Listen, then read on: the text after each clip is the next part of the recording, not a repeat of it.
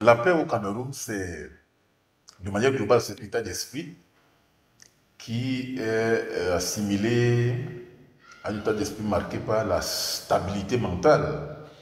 Vous savez, lorsqu'on est dans un contexte de paix, il faut se rendre compte qu'il y a un ensemble de déterminants qu'il faut faire prévaloir. La stabilité mentale, la stabilité spirituelle, la stabilité sociale, la stabilité économique. C'est vrai que trivialement, on a toujours dit que la paix, c'est un contexte marqué par l'absence de guerre. Mais ça, c'est une définition qui est vulgaire. Mais lorsque l'on jette en profondeur, on jette un regard en profondeur sur l'ensemble du critère systématique, vous allez vous rendre compte que la paix devrait être davantage circonscrite sur la base de la stabilité de l'individu de manière totale.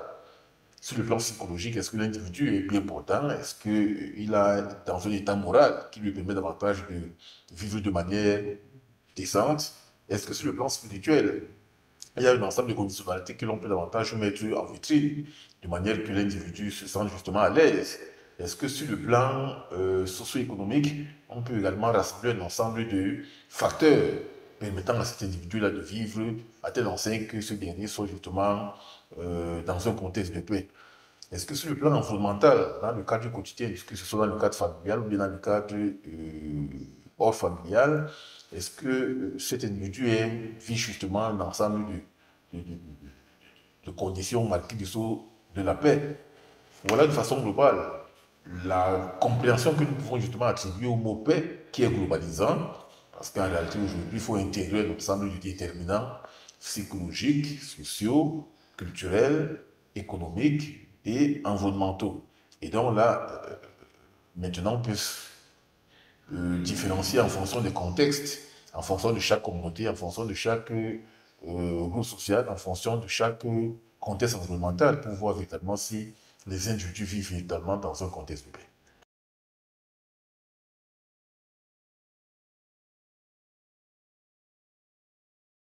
Dans les dirigeants, la paix n'est pas perçue de la même façon parce que vous allez constater que, par exemple, au Cameroun, il y a un contexte qui prévaut de manière différentielle. Si vous jetez un regard sur ce qui a prévalu depuis 2014, par exemple, vous constaterez que dans la partie septentrionale du Cameroun, il y a eu les frappes de la secte islamiste et terroriste Boko Haram qui ont entraîné un ensemble de conséquences négatives en termes de pertes en vie humaines, en termes de pertes matérielles, en termes de conséquences dommageables sur le plan de la vie des populations locales.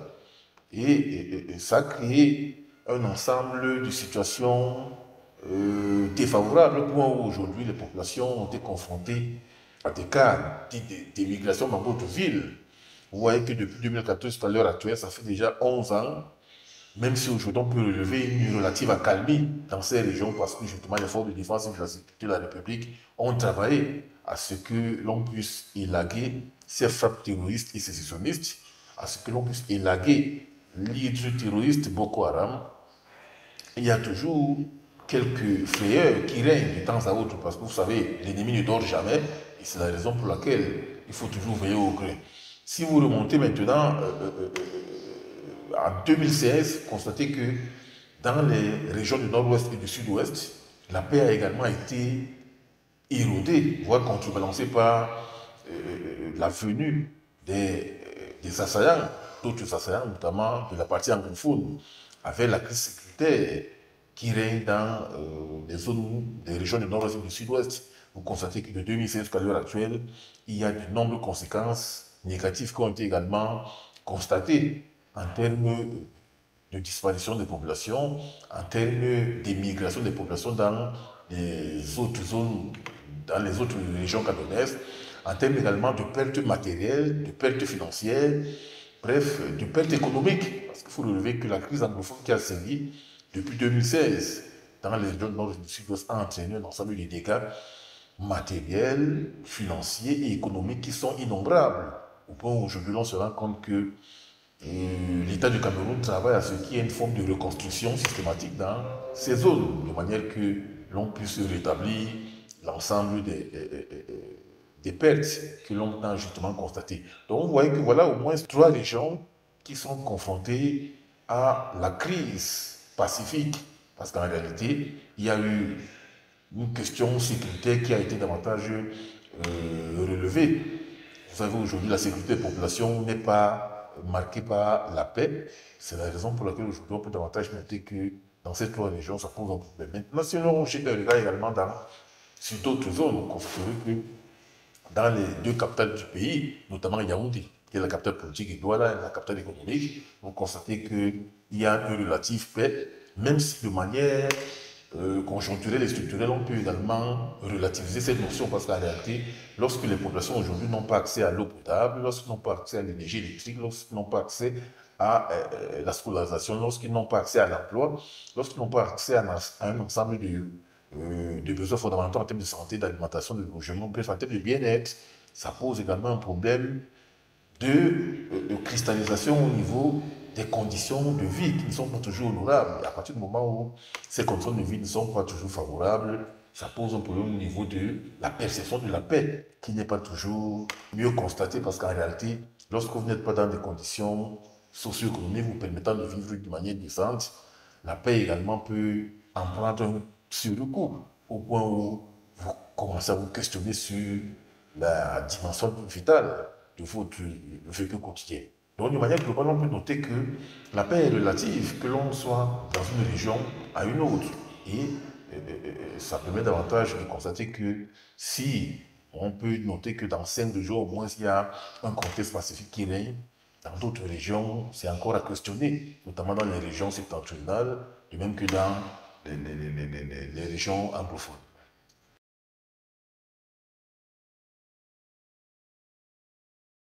Bien, ce sont les inégalités marquées par la distribution inéquitable des flux de la croissance. Vous savez, le problème de fond qui a toujours été posé depuis plusieurs années, c'est l'absence de la distribution équitable des flux de la croissance. Lorsque vous avez aujourd'hui un ensemble d'inégalités sociales que l'on peut davantage constater dans la répartition d'un ensemble de ressources financières et matérielles, ça pose un problème. Le pas peuple camerounais, du moins les populations locales, veulent davantage avoir un accès équitable à ces ressources. C'est pour cela que je citais tantôt tout à l'heure les ressources qui constituent le bien-être des populations, l'eau, l'énergie électrique, l'emploi, la santé, les ressources du bien-être de manière globale. Lorsque vous constatez qu'il y a une répartition inéquitable de ces besoins fondamentaux, ça pose un problème de fond. On ne peut pas comprendre qu'aujourd'hui, au XXIe siècle, qu'il y ait justement des problèmes basiques en termes d'accès à l'emploi, d'accès au logement, d'accès à la santé, d'accès à l'alimentation, d'accès aux ressources vous permettant justement de vivre de manière décente. Lorsqu'aujourd'hui l'État qui travaille à ce que l'on puisse justement bénéficier justement de ces besoins sociaux, si l'État n'arrive pas davantage à combler ces différents besoins de manière continuelle, de manière permanente, il y aura un guise rouge. Et c'est la raison pour laquelle on estime toujours que ces inégalités sociales relèvent des injustices sociales qu'il faut davantage combler et régler. Parce qu'en réalité, si aujourd'hui, on n'arrive pas à avoir l'ensemble de ces besoins, ça pose véritablement un problème de fond. Parce qu'en réalité, on est face à des formes de discrimination sociale que les populations vivent de manière réelle dans leur vécu quotidien. Et c'est ça qui chauffe davantage les uns et les autres, au point où on se rend davantage compte qu'il y a un anguille sous roche. C'est vrai que combler ces inégalités, ce n'est pas toujours aisé, parce qu'en réalité, il y aura toujours de temps à autre un ensemble de formes de récrimination, de plaintes et de doléances, mais il va falloir que l'on travaille à ce que l'on puisse remédier. Pourquoi pas à au moins 80% de ces formes d'injustice et d'inégalité sociale qui prévalent dans la société camerounaise. Les rapports de pouvoir influencent la paix au Cameroun dans le souci de la régulation d'un ensemble de méthodes Parce que parler de rapport de pouvoir aujourd'hui, c'est faire intervenir un ensemble de forces régaliennes qui travaillent à ce que l'on puisse véritablement réguler cette paix au Cameroun. Ces forces régaliennes, ce sont des forces qui appartiennent justement aux catégories étatiques. Ce sont les forces de défense de la République, ce sont des membres du gouvernement, ce sont des agents gouvernementaux. Parce qu'aujourd'hui, il faut mettre en vitrine le rapport de force entre les gouvernants et les gouvernés. Lorsque les gouvernants aujourd'hui font prévaloir un rapport de pouvoir qui est inégalitaire, qui est défavorable aux gouvernés, parfois ça crée un choc au point de créer un ensemble de conflits. Lorsque vous voyez aujourd'hui un ensemble de principes liés par exemple au respect des droits humains, au respect des valeurs fondamentales, au respect des principes démocratiques, au respect également des droits fondamentaux des êtres humains, tout n'est pas toujours fait de manière à ce que l'ensemble des populations, bien l'ensemble des catégories sociales puissent vivre à telle enseigne que chacun puisse être satisfait. Il y a toujours des poches de résistance, des poches de conflit, des poches de tension, parce qu'en réalité, tout le monde ne peut pas être satisfait à 100%.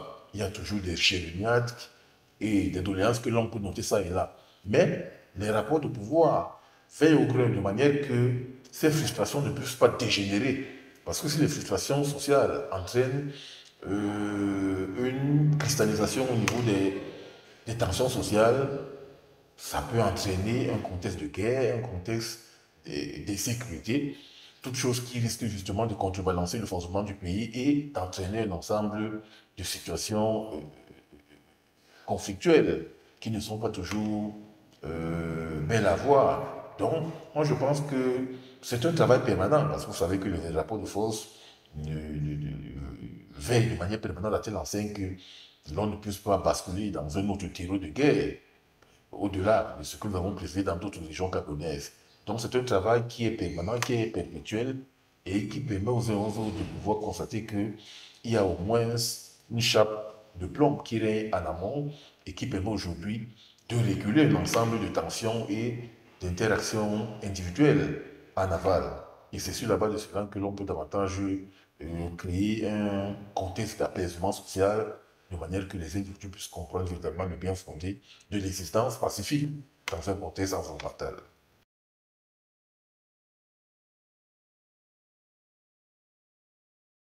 Bien, les facteurs culturels et linguistiques peuvent être analysés de manière différentielle. Il faut d'abord constater que la cohabitation différentielle entre les communautés culturelles entraîne un contexte de dynamisme socio-culturel, parce qu'en réalité, toute culture est le produit d'un environnement et toute culture entraîne la cohabitation avec une autre, toute chose qui permet davantage de créer un enrichissement socio-culturel. Il faut également noter que la vie n'est pas homogène, mais elle est fort au contraire hétérogène, parce qu'en réalité, les cultures sont différentes, les cultures sont diamétralement opposées, mais il faut aujourd'hui promouvoir l'acceptation des différences. C'est la raison pour laquelle on peut davantage noter que dans 10 régions camerounaises, il y a une multiplicité de cultures, de langues et d'ethnies qui permettent aujourd'hui que l'on puisse davantage cohabiter ensemble. Mais lorsque l'on parle davantage de fractures culturelles et linguistiques, ça met aujourd'hui en toile de fond un ensemble de facteurs liés au non-respect de l'acceptation des différences. Parce que vous savez, la question du tribalisme qui règne depuis plusieurs années, la question des formes de repli identitaire qui règnent dans certaines communautés culturelles pose un problème de fond. Ça montre véritablement que nous n'avons pas accepté la différence ethnique, la différence culturelle, la différence linguistique. Ça montre également que nous n'avons pas pu surmonter ou bien transcender un ensemble de problèmes interindividuels. Parce que, vous savez, les individus n'ont pas les mêmes caractères, ils n'ont pas les mêmes comportements, ils n'ont pas les mêmes habitudes, ils n'ont pas également les mêmes pratiques sociales. Et parfois, ça crée un ensemble de chocs au point où l'on se rend davantage compte que les uns et les autres ne s'acceptent pas mutuellement. Les uns et les autres ne s'acceptent pas différemment. Or, nous vivons dans un même contexte où on doit accepter les différences, accepter les divergences, quelle que soit la différenciation des points de vue. Donc cette fracture linguistique et culturelle est aujourd'hui un facteur qui génère les replis identitaires, qui génère les facteurs du tribalisme. Or, nous devons beaucoup plus accepter de vivre dans une tribalité. Parce que la tribalité, ici, c'est le sentiment d'appartenance à la même tribu, alors que le tribalisme, c'est l'instrumentalisation d'un ensemble de différences culturelles à des fins conflictuelles. Or, aujourd'hui, chaque individu devrait savoir que on ne va pas tous se ressembler parce que nous avons des êtres qui évoluent en fonction des contextes environnementaux qui sont différents, en fonction des habitudes que nous avons vécues culturellement, qui ne sont pas toujours les mêmes. Et alors là, c'est cette acceptation des différences qui devait davantage être acceptée dans telle enseigne que l'on puisse mettre un terme justement à ces fractures linguistiques et culturelles qui ont toujours droit de citer parce qu'en réalité, c'est un problème qui doit être combattu de manière permanente.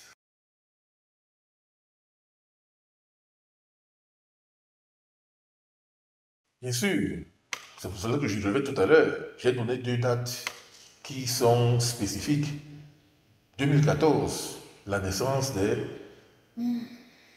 courants de terrorisme et d'islamisme à travers la naissance de Boko Haram. Ça a contribué de manière systématique et incommensurable à créer justement les facteurs chrysogènes au point où la paix a été systématiquement menacée. C'est pour cela que l'insécurité a réémergé, notamment dans la partie septentrionale, notamment dans la zone de l'extrême nord, avec d'autres zones que l'on peut noter, notamment dans la région du nord ou dans la partie de l'est du pays. J'ai également noté ici, à l'entame de cet entretien, 2016, qui marque la naissance de la crise anglophone, la crise sécuritaire qui prévaut dans les régions du nord-ouest et du sud-ouest. Toutes choses aujourd'hui ayant entravé la situation de pacification d'un ensemble d'aires culturelles, notamment celle de la zone anglophone. Lorsque vous voyez donc cette crise anglophone qui a droit de chuter depuis 2016 jusqu'à l'heure actuelle, même si aujourd'hui on peut noter une relative accalmie, mais les ennemis ne dorment toujours pas parce qu'en réalité, lorsqu'on a l'impression d'une relative accalmie, c'est là où les assaillants réagissent de manière asymétrique, à telle enseigne que l'on peut justement constater un ensemble de dégâts matériels et financiers. Donc, voilà les poches les poches qui ont travaillé à mettre en péril la paix au Cameroun, dans la partie septentrionale d'une part et dans les zones septentrionales d'autre part. Mais maintenant, de façon globale, il faut également noter que le contexte de crise économique qui a prévalu au Cameroun depuis la moitié des années 80, pour être plus précis, depuis 1985, a également été un contexte marquant sur le plan de la conjoncture nationale et internationale. Parce qu'en réalité, l'ensemble des pays africains a été traversé par la crise économique dès 1985, où on s'est davantage rendu compte qu'il y a eu un rouge. Cette crise économique qui a été marquée par la baisse du produit intérieur brut, l'augmentation de la dette extérieure et d'autres facteurs non des moindres. Et ce contexte a fait en sorte que les individus puissent justement vivre un ensemble de conséquences en termes de baisse salariale, en termes d'augmentation du pouvoir d'achat, en termes aujourd'hui de la pauvreté ambiante qui règne. Et ce sont des facteurs qui n'ont pas été de gaieté de cœur parce qu'en réalité, ça contribue à créer des frustrations au sein des familles, au sein des ménages, de manière à créer également une paix qui a été systématiquement menacée parce qu'en réalité, lorsque les conditions socio-économiques ne sont pas matériellement et financièrement réunies de manière que les familles vivent de manière décente, ça met également en péril cette paix-là qui reste demeure menacée. Donc voilà de façon globalisante quelques facteurs que l'on peut davantage mettre en parallèle pour comprendre véritablement comment la paix a été également menacée au Cameroun.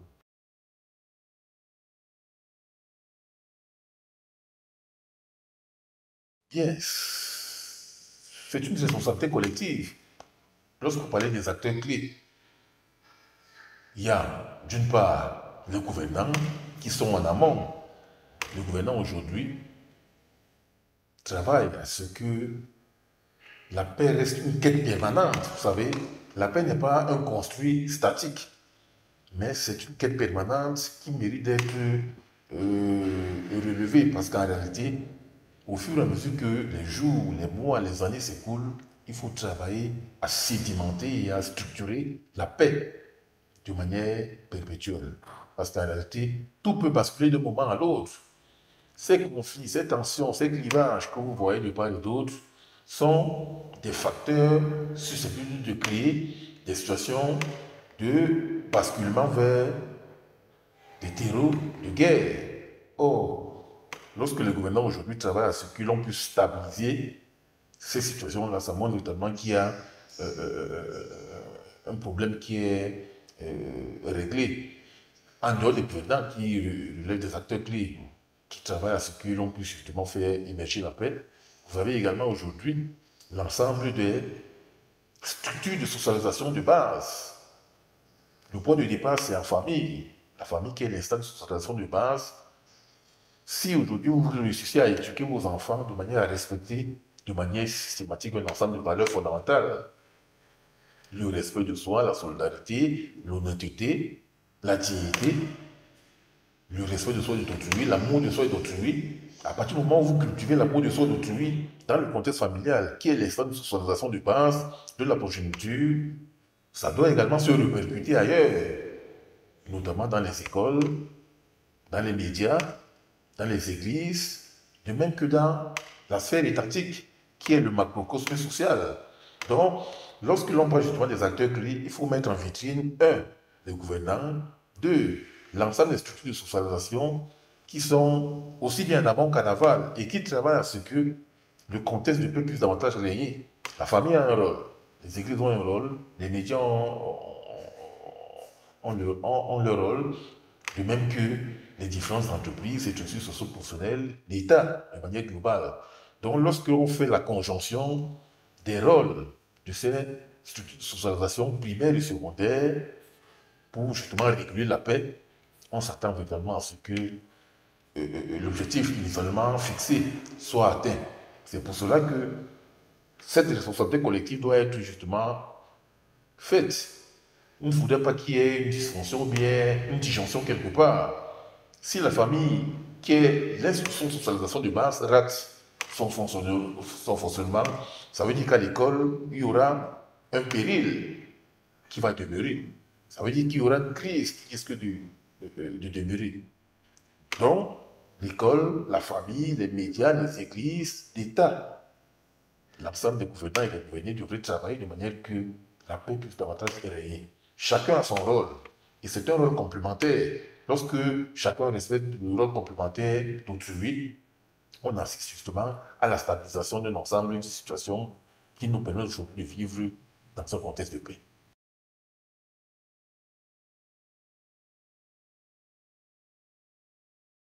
Bon, moi j'ai travaillé dans plusieurs séminaires où on a responsabilisé aussi bien les femmes que les hommes, notamment lors des séminaires organisés par les organisations de défense des droits humains. Je ne vais pas les citer pour ne pas justement étiqueter les uns et les autres, mais il y a un travail de fond qui est mené par les organisations internationales de défense des droits humains qui invitent régulièrement les filles et les garçons des 10 régions camerounaises pour travailler pour le processus de pacification. Il y a par exemple des séminaires qui ont été organisés dans le sens de créer la médiation entre les jeunes filles et jeunes femmes et les gouvernants. Ces jeunes filles et ces jeunes femmes sont considérés comme des médiateurs, chacun dans sa localité, de manière à pouvoir aider à trouver des solutions, des mécanismes d'action et des stratégies pour lutter contre le conflit qui règne. Mais ce n'est pas suffisant, parce que si les ONG de défense des droits humains le font, il va falloir également que le travail soit amplifié, à telle enseigne que ces différentes actions soient beaucoup plus étendues dans l'ensemble du triangle national, en dehors des ONG, on a besoin également que l'État s'implique pour justement travailler à cet effet-là. On a besoin également que les médias qui en font partie intégrante puissent également apporter leur contribution, notamment à travers des émissions spécialisées, des émissions auxquelles, lorsque vous m'interviewez là, c'est un rôle fondamental que vous jouez, qui pourra impacter positivement sur le vécu quotidien. Les messages que nous recevons dans, dans différents réseaux nous permettons de manière systématique de pouvoir remédier à cela. Donc aujourd'hui, il va falloir qu'il y ait un processus d'implication systématique et régulier. Un processus régulier d'implication des femmes et des hommes dans le processus de pacification. Parce qu'en réalité, vous savez, on est là dans la logique du genre. Du genre ici, permettant davantage de mettre en vitrine cette complémentarité entre l'homme et la femme pour travailler au processus de pacification du pays. Si aujourd'hui, on minore un genre déterminé, ça va poser un problème. Or, cette complémentarité, cette mixité et cette dualité devaient travailler ensemble. Vous savez bien que la femme a un rôle fondamental, notamment dans l'éducation, dans la socialisation des masses sociales. C'est elle qui est le pôle de l'éducation dans l'ensemble des structures de socialisation. L'homme également joue un rôle régulateur en termes de partage familial. Lorsque l'on met donc en vitrine cette complémentarité entre le jeu des hommes et celui des femmes, ça permet davantage d'aboutir à quelque chose qui pourra faire émerger la dimension de la paix qui est tant espérée et qui est tant voulue par l'ensemble de l'humanité tout entière. Comment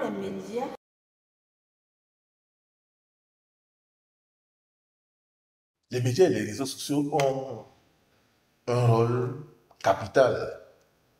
Parce qu'aujourd'hui, la haine tribale, les discours haineux, les discours de tribalisme, les discours de violence qui ont pignon sur lui, non seulement dans l'espace médiatique, mais bien plus sur les réseaux sociaux, ça montre qu'il y a une faillite systématique des acteurs, des internautes qui œuvrent au quotidien sur l'espace médiatique et techno-médiatique. En effet, lorsque vous jetez un regard sur le fonctionnement des médias et des technomédias ces dernières années, vous constaterez qu'il y a eu une prédominance des discours de haine, des discours de tribalisme, de violence. On a l'impression qu'aujourd'hui, il y a eu un basculement dans la violence systématique. On ne se parle plus de manière respectueuse, de manière polie, de manière courtoise. On s'insulte, on s'invective, on s'éloigne d'un ensemble d'habitudes, de courtoisie. Et alors là, il est aujourd'hui question d'interpeller les médias, qui sont des agents de socialisation du masse sociale, d'interpeller l'ensemble des catégories qui sont sur la toile, ces influenceurs, ces lanceurs d'alerte, ces cyberactivistes, ces internautes qui s'entrecroisent au quotidien pour justement insulter tel, invectiver tel autre, diffuser des messages à caractère haineux. Ça pose un problème de fond. Il y a donc une question de resocialisation de l'ensemble de ces acteurs qui ne seul n'est pas le bien fondé de l'exposition aux médias et aux mass médias, l'exposition aux mass médias et aux technomédias. Lorsque vous êtes sur votre téléphone ou bien sur votre iPhone ou bien sur votre ordinateur, vous avez un rôle déterminé. Être astreint à ne pas diffuser les messages violents, c'est un rôle fondamental qui nous permet aujourd'hui de contribuer à cette éducation des masses sociales. Moi, j'interpelle au-delà de ces médias et de ces réseaux sociaux, j'interpelle beaucoup plus l'ANTIC, l'Agence nationale des technologies de l'information et de la communication, qui devrait veiller sur l'ensemble des internautes. Parce que lorsqu'il n'y a pas de sanctions négatives qui sont infligés aux auteurs des discours haineux, des discours de violence, on a l'impression que c'est un fonctionnement à volo.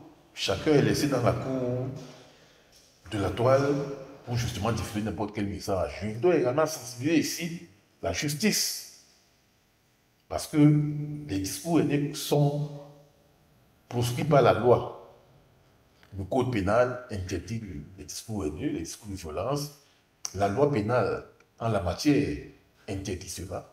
Si aujourd'hui, ceux qui détiennent les maillons de la justice, ceux qui détiennent les maillons de la conformité au respect des normes numériques, s'ils ne font pas leur travail, ça veut dire qu'il y a un discours, ça veut dire qu'ils ont failli quelque part. Or, si l'on commence à sanctionner de manière régulière ces fauteurs de troubles que l'on met sur la toile, ces diffuseurs de discours de haine, de violence, vous allez constater que ça va baisser. Je me souviens, il y a quelques années, un jeune journaliste avait diffusé un ensemble de fausses informations sur le maire de la ville de Palmayo en l'accusant d'homosexuel. Le maire a porté plainte à l'article et le jeune journaliste a été interpellé. Il a fait pratiquement 6 mois à la prison de Palmayo. Et si l'on a des cas réguliers d'une telle nature, vous constaterez que les discours violents et les discours haineux vont systématiquement baisser. Donc c'est une interpellation à la fois des médias, à la fois des technomédias, à la fois des régulateurs juridiques qu'il y a, à la fois des experts de l'antique, pour nous aider à traquer un ensemble d'acteurs qui ne font que produire cet art social que l'on peut noter notamment sur la toile.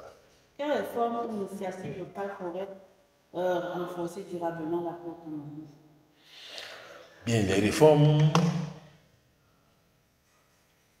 durables que l'on peut davantage citer doivent être les réformes systémiques. C'est-à-dire qu'il faut aujourd'hui, il faut repenser les mécanismes juridiques qui viennent dans le sens de pouvoir faire appliquer la loi. Quand je parle du mécanisme juridique, il va falloir que l'on puisse revoir un ensemble d'instruments juridiques, que ce soit la loi pénale, que ce soit le code pénal, que ce soit de l'antique dont il faisait mention tout à l'heure, de manière à pouvoir rendre rigide un ensemble de textes. C'est cette rigidité-là qui permettrait davantage d'aboutir à l'application des sanctions négatives à l'endroit des fauteurs de troubles. Il va falloir aujourd'hui également qu'il y ait des réformes en matière de réorientation du code de vie. Parce que nous autres qui sommes des experts en sciences sociales, voulons davantage éduquer les masses sociales au éloignement de la paix. Aujourd'hui, il n'y a pas suffisamment de groupes travaillant notamment sur les cours de l'éloignement moral. Il y a certes des cours d'éducation de la citoyenneté, mais ça ne suffit pas. On parle de paix. Il faut le l'éloignement moral de l'ensemble des collectivités sociales, de manière que l'on puisse justement œuvrer à ce que la paix règne dans l'ensemble des communautés culturelles. Il faut également aujourd'hui qu'il y ait une refonte systématique du système éducatif. Parce que vous voyez, cette éducation à la citoyenneté dont on parlait tantôt devrait être enracinée de la maternelle jusqu'au supérieur, en passant par le primaire, le secondaire et l'autre. Mais si vous n'avez qu'un seul enseignement qui traite de la vie, de l'éducation à la vie de la citoyenneté, c'est insuffisant. Je pense qu'en ayant plusieurs disciplines scientifiques qui traitent de cette question qui est importante, ça permettrait davantage de réémerger l'ensemble des valeurs grâce auxquelles les individus peuvent justement être conformés à une vie pacifique et stable. On n'a pas la prétention de tout dire, mais il faut également savoir que c'est grâce à ces réformes stables que l'on peut davantage participer à pouvoir créer quelque chose qui pourra aboutir à un changement de mentalité. Parce que le tout ne se situe pas au niveau du physique, mais il y a une question de réorientation, de refonte du schéma mental des individus.